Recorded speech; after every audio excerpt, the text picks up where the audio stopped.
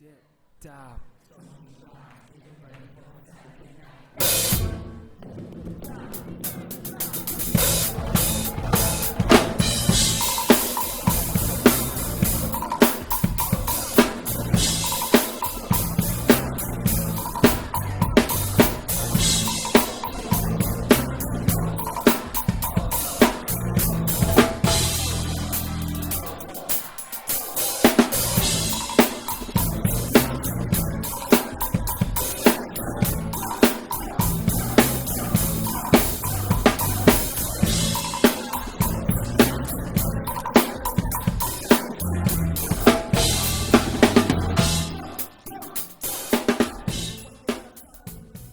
So basically where I got started, I grew up in a small town in Texas, about 4,500 people, and the place is called Hebronville. But we couldn't afford a drum set, so my dad was like, I can't afford a drum set, figure it out. I'm like, okay. So my mom used to cook, I'm Hispanic, so she used to use the 5-gallon buckets of lard. And I figured out that if I left one of the covers out in the sun long enough, it would get brittle and it would go up in pitch. So I made my own drum set. I had a huge table saw blade for a ride cymbal. It was just pinging all the time. And I got 2 saw blades with a little piece of paper in between to use for my hi-hat because it would sizzle. And one day he got a call, my dad got a call and said, hey, this church burned down. And there was an old drum set that had burnt in the fire. I took whatever was salvageable and I made it work. And over the years I played in band, you know, did that sort of thing, but they never really taught us about technique, about molar, about push-pull, about all these other things. And I wanted to go to college for music. And being in the community that I was in, they kind of deterred me from that. I used to go to school half days, and then I used to go work in a body shop the other half of the day when I was a junior and a senior in high school.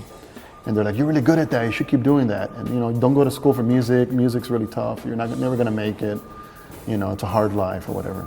So I went to college for collision repair. My dad was a contractor. And so I studied there for a year, then I got hired at the college. In '98, I moved to Austin. Before I moved to Austin, I didn't play any drums for like 4 or 5 years. I didn't play any music. When I got to Austin, a cousin of mine said, hey man, I wanna put a little 3-piece blues band together. He's a big Stevie Ray Vaughan fan. I'm like, I used to play drums. He's like, let's go get a drum set. So we looked in the newspaper, found a beat up drum set, and that was kind of the beginning of my professional career. And I haven't stopped playing since then.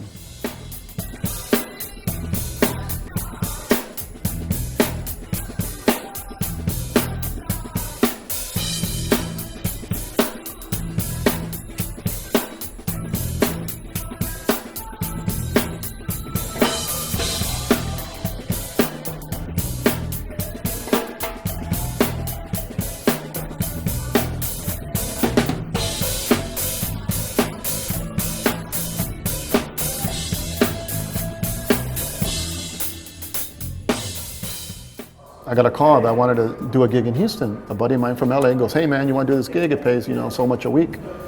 And they'll put you up in a house and all you do is play Friday and Saturday. I'm like, yeah, I need a vacation, man. And I got the gig. And so I went to Houston, played there for about a year, and we did a bunch of stuff with tracks. It was all tracks. And with the guys there, they were all from Mexico and that area. And their thing was verse, chorus, next song, verse, chorus, next song. And then I got to a point where I was like, well, I guess this is what it's gonna be, man. And I'm like, I need more, I need something else. So some guys came through there, and they were LA guys. And I said, how's LA? Like, that's cool, man, you should check it out, you know, it's pretty neat. It's a lot of heavy guys out here, man. You either sink or swim. So I came and I auditioned with the band. I flew out to LA on my own dime, and I auditioned for a band. And I figured if I can get into a band, at least I'll have some kind of friendship guys, some guys to show me around. And there's one friend of mine I knew from Austin, it was Brian. Never really hung out with him too much in Austin, but he was so cool that he let me sleep on his floor for a few months.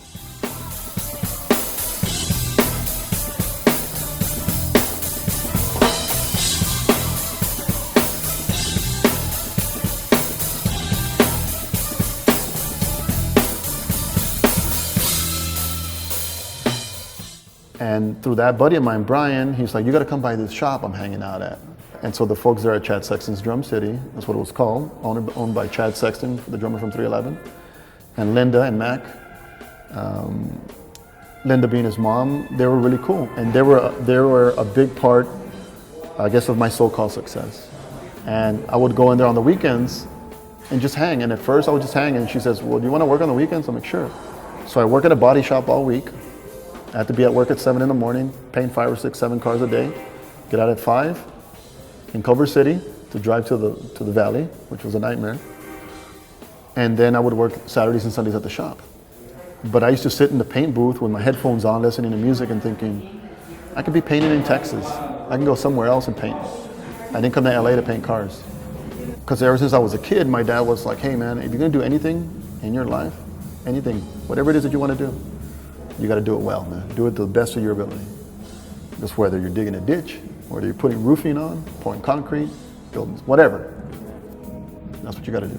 I'm like, all right. Drumming's the same way. I look at it as drumming.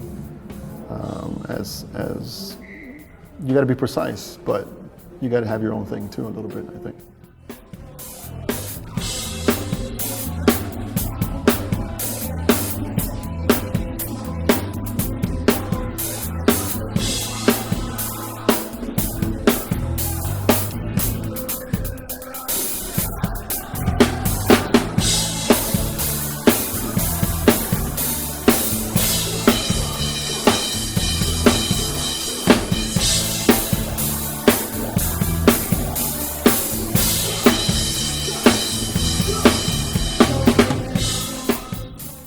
I've been playing Vic Firth since I was in high school.